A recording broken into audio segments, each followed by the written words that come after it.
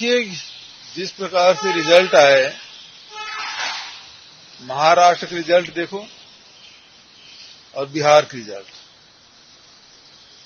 कोई पार्टी टस से मस नहीं हो सकता है ना। इधर उधर करने की कोई गुंजाइश नहीं है, ऐसे रिजल्ट आए। और उसके बाद इन्होंने इस्तीफा दे के, मतलब राज्यसभा जा रहे हैं, मतलब एमएलसी से इस्तीफा ही देंगे और मुख्यमंत्री बदला जाएगा।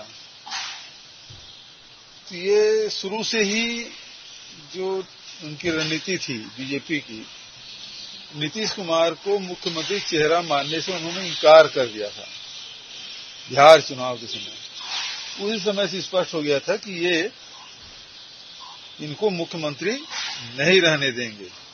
लेकिन नीतीश कुमार जो पुराने खिलाड़ी हैं, तो गांव खेले और 10वीं बार वो मुख्यमंत्री शपथ तो ले लिए।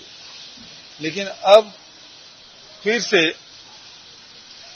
मोदी और शाह की जो चाल चली, और उसमें फिर से नीतीश कुमार जी धाराशायी हो गए।